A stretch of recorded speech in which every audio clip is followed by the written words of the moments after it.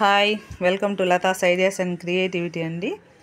నేనైతే మీకు ఈ బ్యాగ్స్ చూపించాను కదా, గ్రో బ్యాగ్స్. అయితే వీటిలో మట్టిని అయితే నేను పెడుతూ ఉన్నానండి. నేను ఎలా పెడతాననేది మీకైతే ఒకసారి చూపిద్దామని ఈ వీడియో అయితే చేస్తున్నానండి.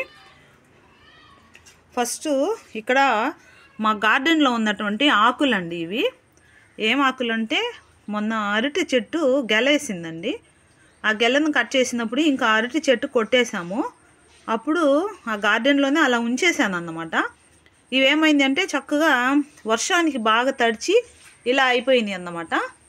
అందువల్ల ఫస్ట్ ఇవి వేసేసాను.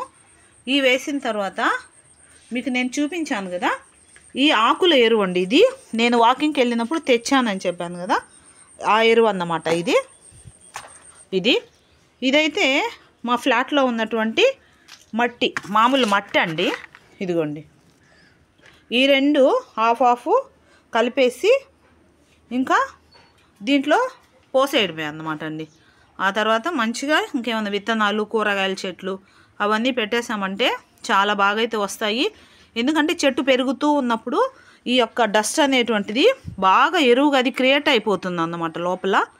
కాబట్టి సపరేట్గా మనము తీసుకొచ్చి పేడ ఎరువు వేయాల్సిన అవసరం లేదండి. ఈ విధంగా ఒకసారి అయితే మీరు ట్రై చేసి చూడండి.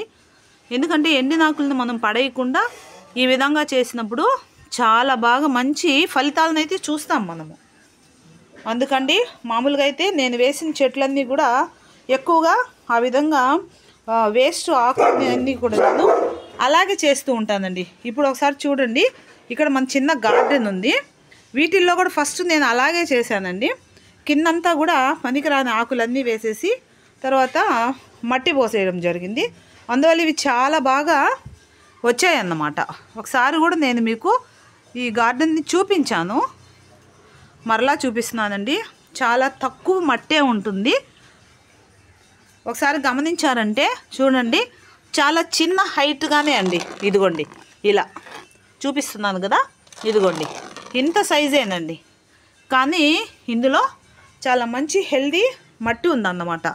ఎందుకంటే ఇలా పనికిరాని ఆకులన్నీ కూడా అలాగ వేసేసి నేను ఇలాగా పెంచుతున్నాను అన్నమాట.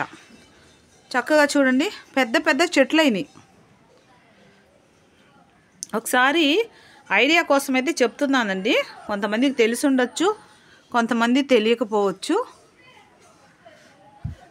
ఇట్లా అండి, పక్కన గార్డెన్లో ఇలాగుంటే వేస్టేజీ ఇలాగ తీసుకొచ్చి వాటిల్లో అయితే నింపేసి ఆ మట్టిని అలా హాఫ్గా కలిపేసి పోసేస్తున్నాను అన్నమాట అండి.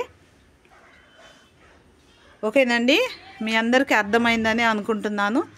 ముందు ఫస్ట్ మనము ఇలాగ మట్టిని ప్రిపేర్ చేసేసుకుని ఆ తర్వాత మనము కూరగాయల చెట్లు తెచ్చి వేసేసేయచ్చు అన్నమాట అండి.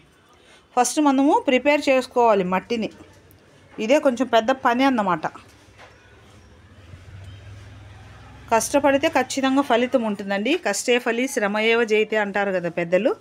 అందువల్ల ఖచ్చితంగా కొంచెం మనం కష్టపడ్డామంటే మంచిగా మనం ఫలితాన్ని అయితే అనుభవించవచ్చు.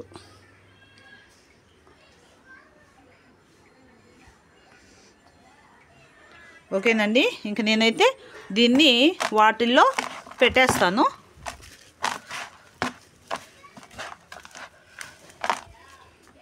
ఓకేనండి, మీ అందరికీ అర్థమైందని అనుకుంటున్నాను. మరొక మంచి వీడియోలో మరలా మీ ముందుకు వస్తానండి. అందరూ బాగుండాలండి. ఓకే, బాయ్ అండి.